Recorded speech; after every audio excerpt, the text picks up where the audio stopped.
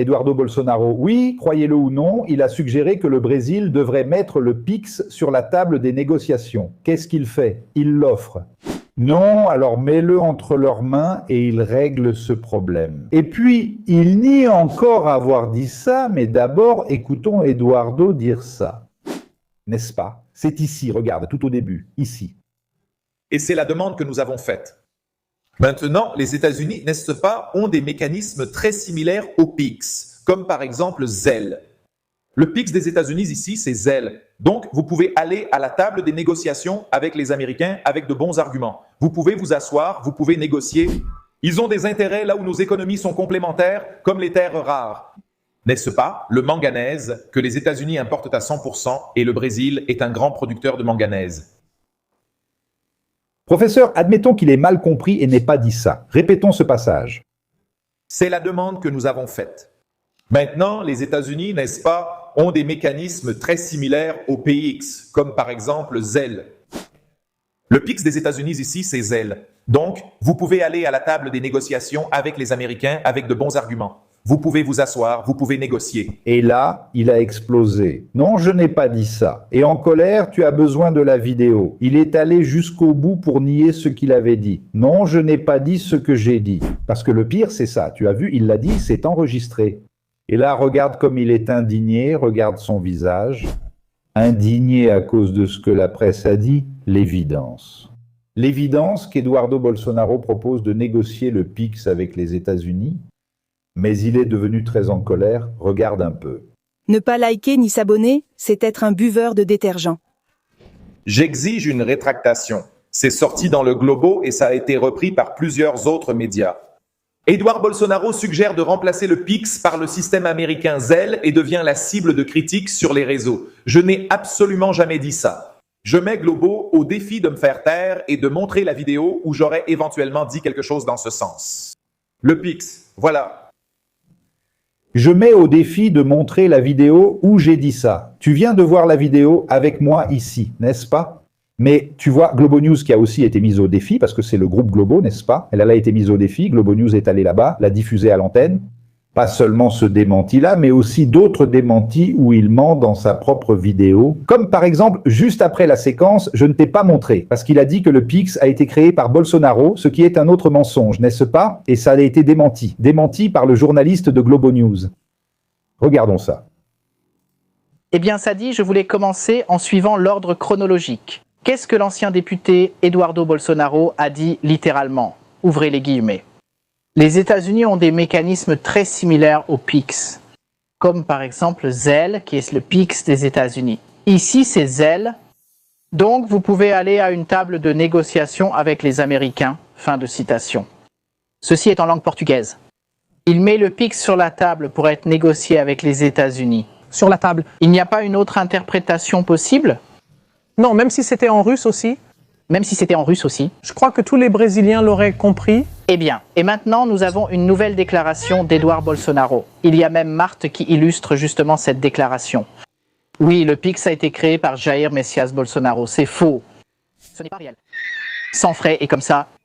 Il n'ose pas dire que c'est un mensonge. C'est faux. C'est censé être subtil, mais c'est un mensonge. Maracena, je me démaracène.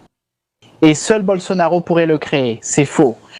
Encore une fois, parce que le PIX a été développé pendant le gouvernement de Michel Temer par des techniciens de la Banque centrale. Il est entré en service pendant le gouvernement de Jair Bolsonaro.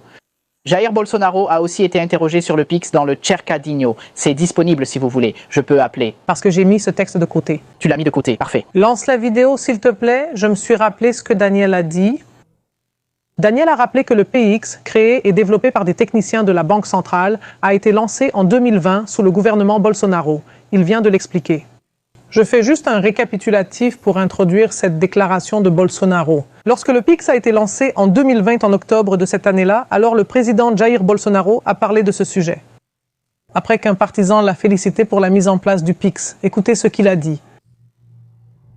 Je n'étais pas au courant, je vais en parler cette semaine avec Roberto Campos. Juste pour vous rappeler, Roberto Campos était le président de la Banque centrale. La Banque centrale, comme on vous l'a dit, c'est elle qui l'a développée. C'est elle qui a développé le PIX. D'ailleurs, c'est presque ça l'histoire, n'est-ce pas, André Sadi? Le début, vraiment, l'embryon du PIX, il est né encore sous le gouvernement Dilma. Et je le répète aussi, ce n'était pas grâce au gouvernement Dilma.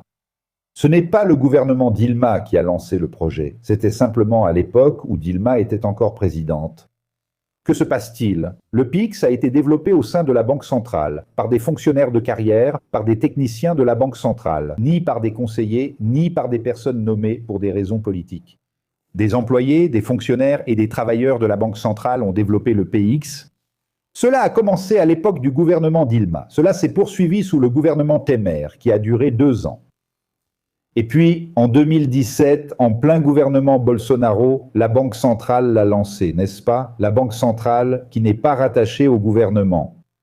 La Banque centrale n'obéit pas au gouvernement. La Banque centrale n'est pas subordonnée au gouvernement. La Banque centrale a lancé le PIX. Enfin, c'est ça. Les amis, on continue. Il y a d'autres actualités à traiter, mais il y a aussi des super chats que je dois mettre à l'antenne ici, sinon ça s'accumule et je les perds.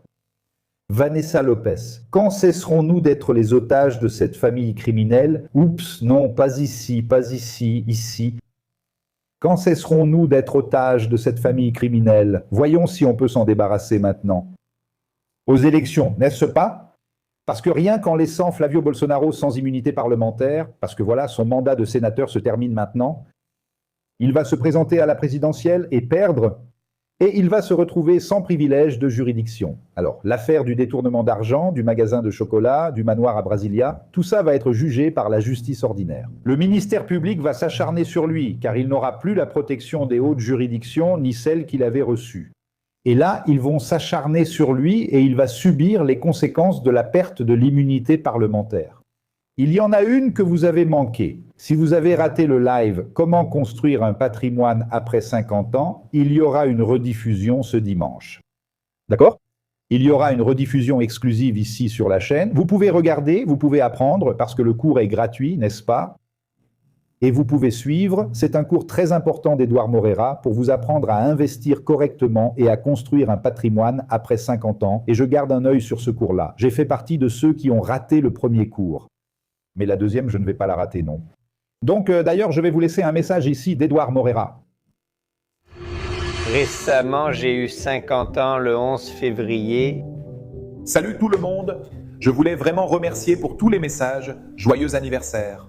Et cette date m'a vraiment touché. Ça donne un peu cette sensation de mince. Comment vais-je profiter de cette seconde moitié de la vie? C'est drôle, non? Seconde moitié comme si Allez vivre aussi longtemps.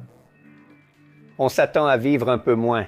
Peut-être que c'est la seconde moitié, parce qu'on commence à être maître de notre chemin et à comprendre la vie, pas le jour où on est, mais quand on est déjà un peu plus âgé. Donc oui, la seconde moitié. Et l'une des choses qui inévitablement est devenue une préoccupation, c'est comment j'allais commencer à m'occuper de cette question financière. À partir de maintenant, Pour pouvoir avoir une bonne seconde moitié de vie, qui sait, peut-être même en accumulant encore un peu de patrimoine pour ensuite pouvoir juste en profiter, n'est-ce pas? Profiter de ce moment que je pense que tout le monde devrait savourer dans ce dernier tiers de la vie.